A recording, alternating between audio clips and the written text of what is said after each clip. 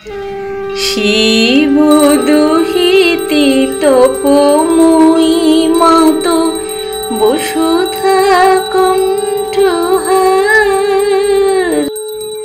এই সংসারটাই যে সর্বশ্রেষ্ঠ গুরু সে বিষয়ে সন্দেহ নাই। সংসারের মধ্যে থেকে সংসারের তাপ সহ্য করতে করতে এই যে আত্মদর্শনের সাধনা, এই হলো বৈদিক রীতি। ঈশ্বরের সঙ্গে নিত্য যোগে যুক্ত হয়ে, ঈশ্বর অনুরাগে উদ্দীপ্ত হৃদয় হয়ে ঈশ্বরের সংসার পালন করাই এবং ধর্মের স্থিতি লাভই আসল সন্ন্যাস। বৈদিক সন্ন্যাসের প্রকৃত অর্থ শুক্লা যজুর্বেদের দুটি মন্ত্রে ব্যঞ্জিত হয়েছে। প্রথমটি হল ঈশাবাস্যামিদং সর্বং যৎকিঞ্চ জগত্তাং জগৎ তেন তক্তেন ভুঞ্জিতা মা গৃধ কস্যু সিদ্ধনম। অপরটি হল কুর্বণে বিহকর্মাণি জিজিবিষেচ্ছতং সমা এবং তৈ নন্নাথে তো হন্তিন কর্ম লিপ্যতে নরে। মন্ত্র দুটির ভাবার্থ হল, হে সাধক, এই জগতে যা কিছু স্থির পদার্থ আছে সেগুলি তোমাকে ঈশ্বর দ্বারা আচ্ছাদিত করে নিতে হবে। অর্থাৎ জগতের যাবতীয় পদার্থ, ভোগ্যবস্তু এবং দৃশ্য পদার্থ সকলেই ঈশ্বরের দান, সব কিছুর মধ্যেই তাঁর প্রকাশ, এই ভাবনা দৃঢ় করে নিতে হবে। তিনি তোমাকে যে ধন দেবে তা তাঁর প্রসাদ জ্ঞানে সানন্দে জীবিকা নির্বাহ করবে, কারো ধনে লোভ করবে না। যদি কোনো বস্তু অপ্রাপ্য থাকে তাহলে বুঝবে তা তোমার মঙ্গলের জন্যই। এভাবেই কর্ম করাতে মানুষ কর্মে লিপ্ত হয় না, কর্মজনিত দোষ ঘটে না। এই সংসারে কেউ যদি শতবর্ষ জীবিত থাকতে ইচ্ছা করে তাহলে তাকে এইভাবে নিত্য কর্মানুষ্ঠান করতে হবে। বৈদিক ঋষিবৃন্দ কোনো কালে কর্মহীন জীবনযাপন করতেন না। কায়িক, মানসিক, আধ্যাত্মিক সর্ববিধ বিষয়ে তাঁরা নিয়ত কর্মরত থাকতেন। তাঁরা গৃহ ও কর্মের সমুদয় আয়োজনের মধ্যে দেব দর্শন করতেন। সর্বত্রই তাঁরা আশ্রম আনন্দোজ্জ্বল মুখচ্ছবি, জীবনের সুখ দুঃখ সব কিছুকেই গ্রহণ করতেন তাঁরই লীলাবিলাস হিসাবে। তাঁরা অনুভব করেছেন যে জগতের সর্বত্র সাম বা স্তোত্র গান হচ্ছে। সাম শব্দের অর্থ হল সা অর্থাৎ বাক, অম অর্থাৎ প্রাণ। প্রাণশক্তি যোগে বাক্য উচ্চারিত হয়ে স্তোত্র উদ্গীত হয়ে নিনাদিত হয়। এই বাক ও প্রাণ সমুদয় জগৎব্যাপী বিস্তৃত। সুতরাং যিনি বাক্যের বাক, প্রাণের প্রাণ, তাঁরই গুণগাথা জগতের সকল বস্তুতে প্রতি অণুতে পরমাণুতে নিরন্তর অভিব্যক্ত হয়ে চলেছে। আত্মার কর্ণ যদি নিরন্তর এই পরমাত্মার গুণগান শ্রবণ করে, পৃথিবীবাদী সকল লোক, মেঘ, বিদ্যুৎ, বর্ষার বারিধারা, ঋতুচক্র, চক্ষুরাদি ইন্দ্রিয়, উদয়ান্ত দিন বিভাগ, গবাদি প্রাণী, অগ্নি, বায়ু, সূর্য, চন্দ্রমা ইত্যাদির মধ্যে যদি এই স্তোত্র গান কেউ সংসারে থেকেও প্রত্যক্ষ করে তাহলে কি পরমাশ্চর্য মধুর যোগই না জীবনে নিষ্পন্ন হয়।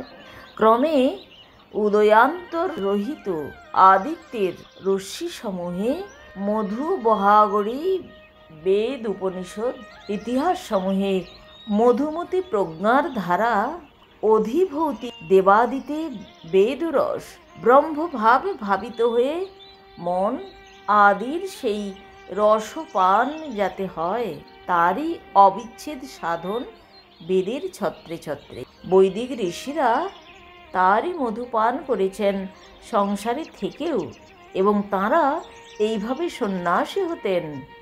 প্রকৃত সন্ন্যাসীর সাধন হল আত্মাতং গিরিজামতি সহচরা প্রাণ শরীরং গৃহং পূজাতে বিবিধ ভোগ রচনা নিদ্রা সমাধি স্থিতি সঞ্চারস্তু পদ প্রদক্ষিণ বিধি স্তোত্রাণি সর্বঃ গীরো যদয়ং কর্ম করমি তত্ত্বদখিলং শম্ভু তব আরাধনম। অর্থাৎ আত্মা তুমি, শক্তি তব, মতি বুদ্ধি মোর, আজ্ঞাবহ তব বায়ু মোর পঞ্চপ্রাণ। এ শরীর তোমারই তো প্রিয় বাসস্থান, উপভোগ তরে মোর যে ভোগ রচনা, তোমারই তো সে সকল পূজার বিধান। নিদ্রা সে তো সমাধিতে সুখে অবস্থান, ভোজন আমার আহুতি প্রদান, শয়ন আমার সাষ্টাঙ্গ প্রণাম, ভ্রমণ আমার প্রদক্ষিণ তাঁর প্রতি কথা মোর মন্ত্র। যেভাবেই বসি সেই তো আসন, প্রতি অঙ্গভঙ্গি মুদ্রা বিরোচন, যে চিন্তাই করি তাঁরই ধ্যান করি, এ জীবন তাঁর যন্ত্র। আবার যতীন্দ্রমোহন বাগচি তাঁর সন্ন্যাসী কবিতায় বলেছেন, ওগো সন্ন্যাসী ওগো উদাসীন, মিনতি তোমার কাছে, বলো একবার জীবনে তোমার কি ধন চাওয়ার আছে। গিরিগুহাতলে আসন পেতেছ ঘন অরণ্য মাঝে, নরের দৃষ্টি সমাজের আঁখি সহিবারে পারে না যে। বিষয়ে বাসনা বিষেরই মতন ত্যাজিয়া গিয়াছ চলি, ধুলি সময়েই ধরণীর মায়া হেলায় দুপায়ে দলি। বনের পশুরে সঙ্গী করেছ সাথী বনতরুলতা, মুখের বাণীরে বন্ধ করেছে বন্দিয়া নীরবতা। ঘন জটা জালে ঢাকি চারুকেশ, ললাটে ভস্য মাখি, প্রকৃতির পানে রুধিছ সবলে প্রকৃতিরই দেওয়া আঁখি। যাই হোক, এই কবিতাটি আবৃত্তি করার পর যখন অনেক রাত্রি হয়ে গেছে, নানা কথা চিন্তা করতে করতে ঘুমিয়ে পড়লাম। ভোরে উঠে আমরা স্নান করে এলাম। পর্বতের ঢালু দেশ, সোজা বাঁধানো ঘাটের উপর নেমে এসেছি। কয়েকটি ছায়া ঢাকা চৌকি স্নানার্থীদের জন্য পাতা আছে। সিঁড়ির ধারে কয়েকজন ভিক্ষুক এবং শিব পূজার বেলপাতা ও ফুল সাজিয়ে নিয়ে বিক্রির জন্য কয়েকজন বালক বালিকা বসে আছে। বিষ্ণু ভগবানের মন্দিরে মঙ্গলারতির আয়োজন চলছে। ঘণ্টা বাজছে ঢং ঢং ঢং। বিষ্ণু ভগবানের সামনে জ্বলছে ঘৃত প্রদীপ। বিষ্ণু ভগবানের মূর্তির পেছনে রয়েছেন মা লক্ষ্মীর মূর্তি। রামদয়ালের বাবা ভক্তিভরে আরতি করলেন অনেকক্ষণ ধরে। প্রাণ ভরে আরতি দেখলাম। মন্দিরে গৃহী সাধু নারী পুরুষ স্নান করে পূজা ও আরতি দেখতে উপস্থিত হয়েছেন। আরতির পর রামদয়াল আমাদের নিয়ে বেরিয়ে পড়ল পথে। আমরা তার পিছনে পিছনে হাঁটতে লাগলাম। এখন গরমকাল, তাই তীর্থযাত্রীর ভিড় কম। গ্রীষ্ম এবং বর্ষা ছাড়া সব ঋতুতেই এখানে তীর্থযাত্রীর ভিড় হয়। হাজার হাজার পরিক্রমাবাসীরা এখানে আসেন। হোলকারদের স্টেট থেকে এই মন্দিরের সমূহ খরচ চলে।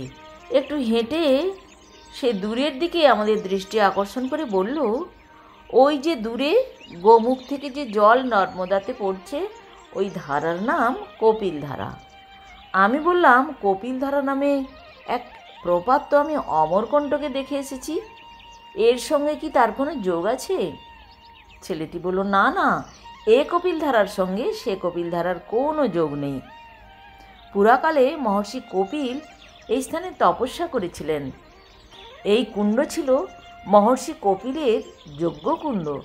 এখন সেই যজ্ঞকুণ্ড জলকুণ্ডে পরিণত হয়েছে। বছরের সবসময়ই এই কুণ্ড থেকে জল নির্গত হয়। কথা বলতে বলতে আমরা চড়াই পথে অনেকটাই ওপরে উঠে এসেছি। সবাই এরই মধ্যে ঘর্মাক্ত কলেবর, তেষ্টাও পেয়েছে খুব। আমরা গোমুখ থেকে কমণ্ডলুতে জল ভরে পান করে কুণ্ডের পাশেই বিশ্রাম করতে বসলাম। এই কপিলধারা কুণ্ড থেকে একটু দূরে একটি টিলা দেখে রামদয়াল জানালো, এ হে ব্রহ্মাপুরী, ইহা ব্রহ্মেশ্বর মহাদেव का मंदिर है। স্বয়ম্ভূ মনুর সময় দানবের ভয়ে সমস্ত দেবতা এই তীর্থে এসে ব্রহ্মাজির শরণ নেন। ব্রহ্মা বলেন যে তিনি নিজেই দৈত্যর ভয়ে দিশেহারা এবং তাঁর সমস্ত বেদমন্ত্রের বিস্মরণ ঘটেছে, তাই তিনি দেবতাদের দানবদের হাত থেকে রক্ষা করতে পারবেন না।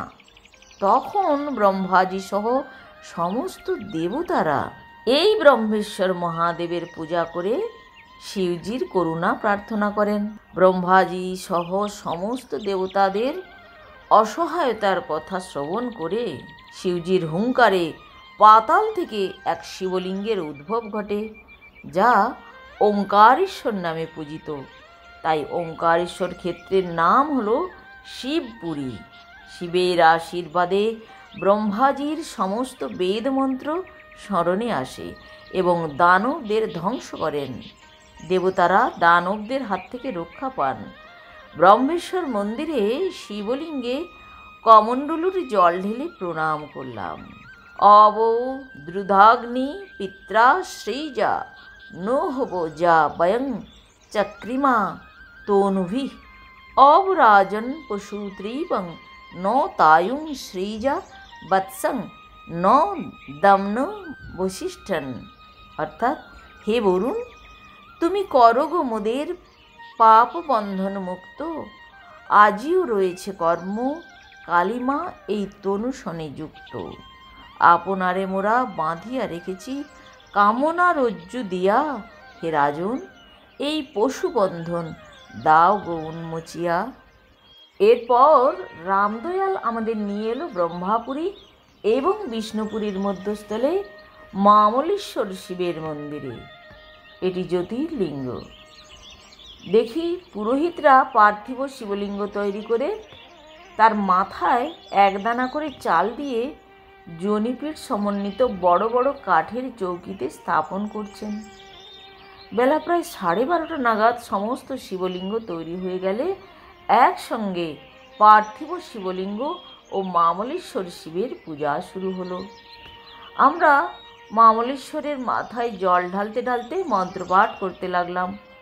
প্রভুং প্রাণনাথং বিভুং বিশ্বনাথং জগন্নাথ নাথং সদানন্দ ভাজং ভবদ্ভব্য ভূতেশ্বরং ভূতনাথং শিবং শঙ্করং শম্ভুমি শানুমীরে গলে রুদ্র মালং তনুং সর্পজালং মহাকালো কালং গৌনিষাধিপালং জটাজূটো গঙ্গোত্তরঙ্গোর্বিশালং শিবং শঙ্করং শম্ভু মিশানুমীরে मूदमाकरं मण्डनां मण्डनान्नं महामण्डनं भस्माभूषाधरं तम् अनदिं अपरं अमो अस्मारं शिवं शङ्करं शम्भुमीशनोमीरे तटाधोनिवासं महाट्टहासं महापापनाशं सदा सुप्रकाशं